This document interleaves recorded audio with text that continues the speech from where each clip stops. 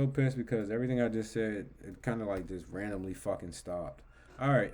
Anyway, this is Chris here, Better Investing. Today is January 31st, Friday. We're gonna take a quick look at the markets. I'm probably not gonna go to it as detailed as I just did, but go check it here on the monthly real fast. What do we got on the monthly? So from the monthly perspective, and of course it wants to start, going a little slower now. This is why I don't really like to do it. Monthly perspective, I mean, we're just trading sideways. You kind of see here on the price action, like there's really nothing that's really happening. We're not breaking out. We're not breaking down from a monthly perspective. All right, and the reason why I look at the monthly because it's the end of the month. We are still trading in this very tight price channel, I would say. We are holding an EMA 9 from above. We kind of undercutted it this earlier this week, but we are still holding above it. So trend perspective is still in stack. We still have a 50-week rising. We still have a 200-week rising. Looking here from the daily. Now, from a daily perspective, something that I feel like I have to mention is that we're starting to see some heavy sell volume that's really peaking in. So for today, heavy sell volume. Now this day here, it's a little interesting. I know it's red, but this was a day that we got brought up. Now I know this candle showing red, but the way I use it is based off of previous day close. But we did have a lot of volume here as well on that sell down day. And then we go back here from the FMOC days, right? Not a sell down. Same thing here. A lot of sell down, right? So what you're starting to see is that we're getting more higher volume on these sell down days than we are getting on our green days, on our big days up. So I think that's important to kind of realize. Let me see. Is there any way I can probably change this? What is this on?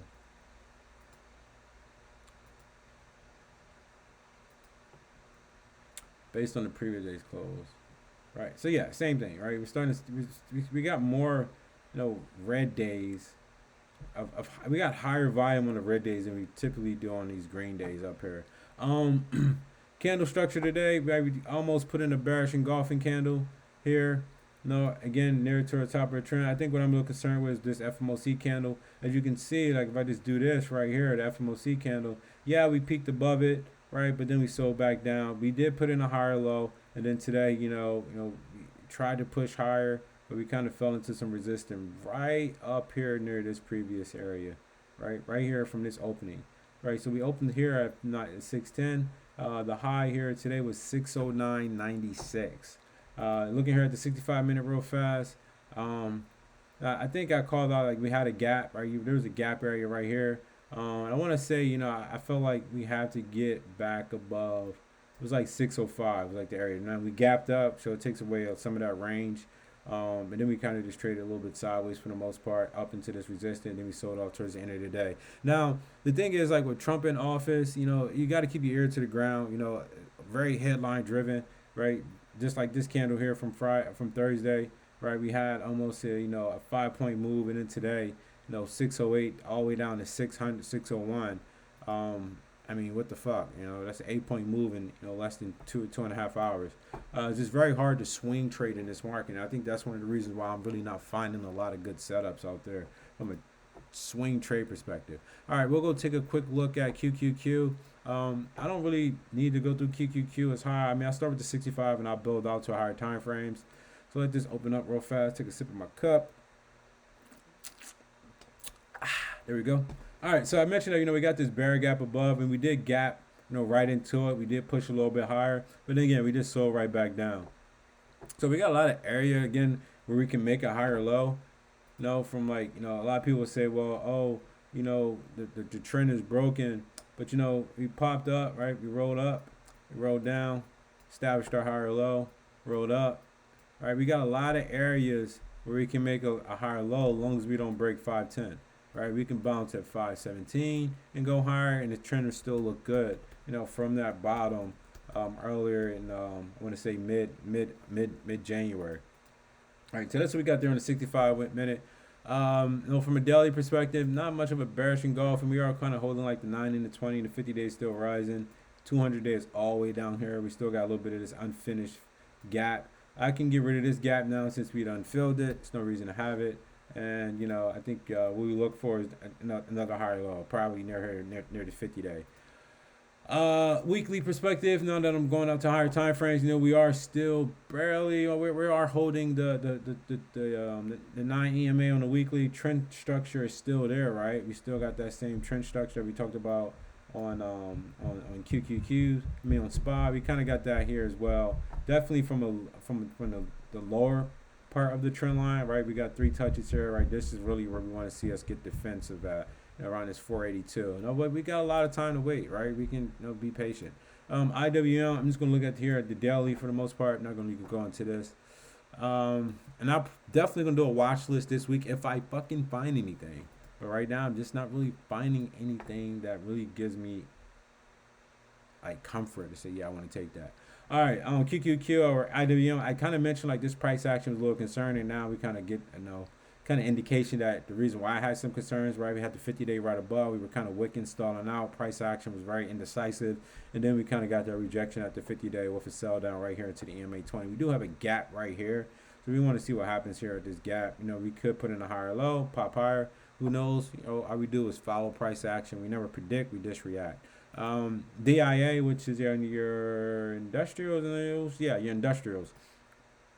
So for the industrials, no, I said, we are coming up into this area right here, this 551. You probably could look for a short if we did pop into it due to how vertical this move was. Fortunately, it didn't really give you that, but you did have this bearish engulfing day today. That's a little nasty. We probably have a deeper pullback. I wouldn't look for these areas to get caught up. I'll look for a deeper pullback due to how vertical this move was. It probably has a much more deeper pullback. Looking here at Dow Jones. I said I was looking at this spot right here, like these last 3 candles right here. See how kind of holds. Then we gap down, kind of invalidate that. Then we put in a bearish engulfing candle. I think we did have a gap here around like 16,200 that we did fill. So that's a good thing. So this could be a higher low, but we don't know until we get back above 16.5. Oh man, that's really about it. I don't really think I need to really go into many details about the market because it is very day trade type of ish market right now. VIX popped today a little bit, but I'm not really. I don't know how you can draw trends on VIX, so good luck there. RSP, which is equal to S&P 500. What did we get today? No, we tried to break out of this range, and it looked like we were unsuccessful, and now we're back in this chop range right here. I think like right below 180.50. You'll probably see a bigger sell down, maybe $1 or $2. I don't know. I don't fucking trade RSP, so who knows? Man, that's really about it. Let's go check out crude because I know I had an eye on crude, but I wasn't looking. Ooh, you do see where I was looking at, and I was looking right here. Very interesting. So this pulled back on crude right into the 50-day moving average, and I think over 73.60, that kind of establishes that higher low right here at 73.60, and a break over 73.60. This price starts to get going, and we need to pay attention to some oil stocks. I'm telling you that now. If this breaks over 73.60 with the headlines we got with the Trump and the tariff shit, this could make oil go higher. Well, why the hell is Gush down? Well, I don't. That's why I probably don't trade crude. I'm surprised that this is down with oil the way it did, but that's interesting. Maybe this is a fake out. I'm not sure. I'm not 100% sure. That's interesting. I wouldn't expect this to be down the way the price that I see on oil. I have to look into that. With that said, I think I'm probably done for today. I think I need to do a little deeper dive into the market before I start talking because was not expecting to see that. Last thing I do, I'll look over the mega caps real fast. So looking at here at the mega caps, you got Apple, nasty. Just a nasty day overall. Sold off that entire move, but I don't really see a setup there. Amazon, I want to say they report next week. I'm not touching this chart until after they probably report and see if it sets up for a long or a short. But right now, you do have that breakout. It probably trades sideways until it reports, honestly. There's nothing really to do there. No Meta already reported. And what did they do today? All right, so we're starting to see a little price action difference here, right? You're starting to see these upper wicks up the top of this trend. No sign of a actual short setup, honestly. But, we might have to go to a lower time frame to look. Notice Nvidia, um, man, it's teetering right here at this 200. I know that there's probably some buyers in here, and now we kind of closed for the week under the 200. I have to probably look at this a little deeper and wonder like where some buyers step in at. I want to say probably like this 413, 415 pocket is a probably good spot to probably look, but if not there, probably down here to like this $100 level is really where we probably need to look at. But don't really have much. You know, I kind of mentioned it was range bound between 130 and 150, 150 ish. And as you can see, as we broke that range, we came down to this 120 pocket. And I was really just concerned about this price action here. It just hasn't been making new highs while the market was. So that was a little concerning to see. Tesla, real fast on Tesla. Tesla looked good. It looked good during the day. It had a breakout. And it's got stuffed at this breakout. Like this looked pretty good, right? Like this is a bullish candle at first, all the way up to 420. The high was 419.99. Everyone know how Elon loves 420, right? Or 420.69 to be exact. And then it got stuffed right there at 14.99. That was very interesting to see. I think it's still. I honestly I don't know. I don't know what I see on this chart. It could pull all the way back down to 380, 375, 376. I think honestly I probably look for a short on here. It just has so much fucking range. It's kind of hard not to look for shorts on here or long. Like whatever your thesis is probably valid. Is guess what I'm saying. But yeah, man, that's really about it. There's really nothing for me to really go over. It's a day trader's market. I mean, I can show you a day trade that I took, but you know, I'm not sure if that's gonna help people. But I can probably go over that real fast. You know, I use internals. All right, so 2 year still trading sideways. The really spot to watch is 4.07. The 10-year, you know, still holding. Really spot. I mean, right now, we're still holding this previous high, 4.5. Not really seeing no difference there. And we go look at Dixie real fast. You know, still holding, putting another higher low. Looks like undercut at the 50. Look like we're still going. It still looks like we're going. So, yeah. Day trades. I'm not gonna go on my day trades. Doesn't matter. But yeah, I mean that's really about it that I see.